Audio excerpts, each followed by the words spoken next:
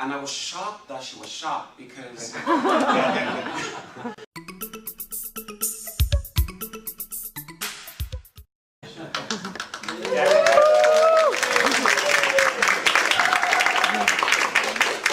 as a first order of business, I think the dissertation committee will introduce itself.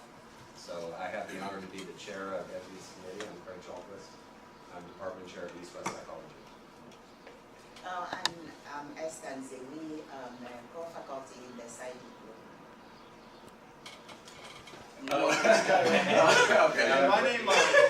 And I'm from the outside. My name's Paul Liddy. I'm a psychiatrist at San Francisco General. I also am faculty at UCSF. And I worked as a psychiatrist for a year in Zimbabwe 20 years ago. And wrote a book about it. which I used. So I'm glad something good came out. So it's my honor to be here. With pleasure. Thank you. Even though I didn't want enough time. Yeah. Actually, if you want to do that now. Are you sure? Yeah. All right. I'll run. I'm only a block away. We all know the challenges of parking around here. So, the way we'll do this, Evity, of course, will present within about an hour or so. He'll talk about his work. And then usually we like to let the questions and answers start with the external member of the committee. So Paul will have the chance to ask the first questions, and then the rest of the committee after that. And then we'll open it up to all of you for questions, comments.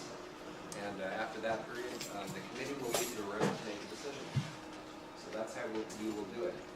So a really brief piece about your topic, actually, and then I'll turn it over to you. So probably everybody in here knows that there's been pretty extensive criticisms of both psychology as a science and psychotherapy for a very Eurocentric bias. We all know that. There has not, however, been a whole lot of work on how this kind of Eurocentric collection or cluster of psychologies can be an actual productive dialogue with other systems of healing. And so specifically in this case, systems of healing that originate in Africa, that have ancient roots, that have centuries of experience behind them. And so Evity's work fills this gap. And so as we're about to hear, what happens when you put those very different kinds of cultural backgrounds and healing systems in dialogue? And additionally, why is it that, as we might guess, when you share worldviews, for instance, between client and therapist, why is it, aside from the surface obvious reasons, that can be so powerfully healing, and what can psychotherapists learn from that? So that's some of what Evity will tell us about. And so with that, here it is.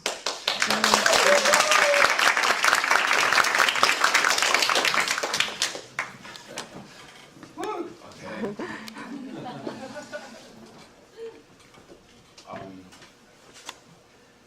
So I was really wanting to start this presentation with a personal story. But before I do that, I also wanted to kind of mention briefly how I found my committee. But I will be very brief, especially because we are also waiting for Dr. Linde to be back here. So I've been really exploring topics that really address my experience as an African. And it's been hard to find in the literature or works, what I've been exposed to in school here, anything that really addresses my experience. So, and I was like, well, I need to do something about that.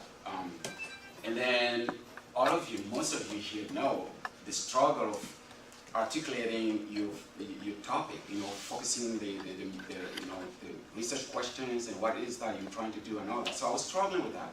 So I went to take a class at the psych department, and there I had a colleague who introduced me to a book. And the book was by Dr. Linde of Spirit and Madness, American Psychiatrist in Africa. And she showed me the book, and she was really shocked by what she read in the book. And she said, please tell me, is it true? And stuff like that.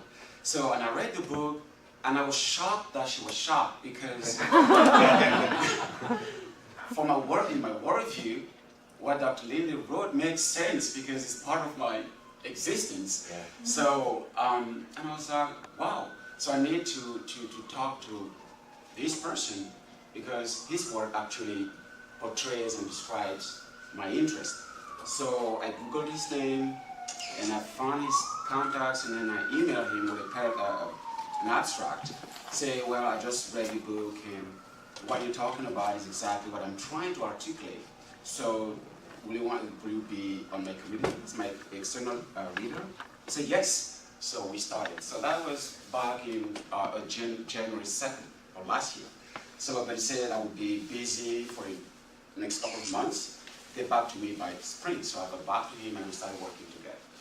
So, and then I took an independent research course, still at the SIDE with Dr. Nzui, and I was exploring my topic. I was asking her, well, I'm really trying to articulate my African healing practices with psychoanalysis because there are similarities there. Psychoanalysis kind of goes deep, but there are also differences because psychoanalysis is developed from a Western worldview, which really focuses on the positivist kind of objective method. So, and she gave me ideas. She really asked me questions to really refine my topic.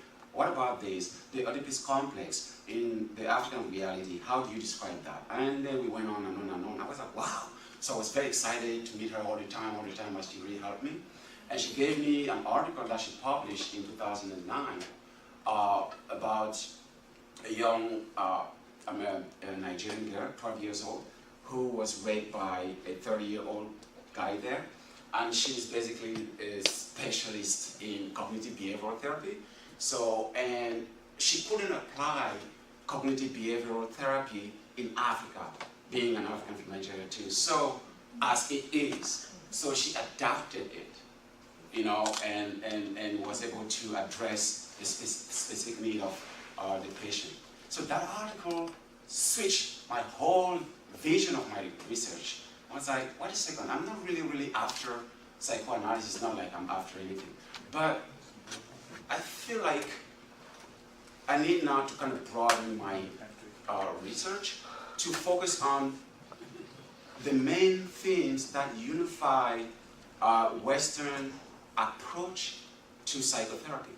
So, and I looked at CBT, I looked at psychoanalysis, and I looked at attachment theory. And I tried to see how I can compare and contrast them with a concept that I developed that best describes African indigenous practices. And that's how my work started. So, and obviously my chair, like everyone knows, is like an encyclopedia. I don't know what he doesn't know.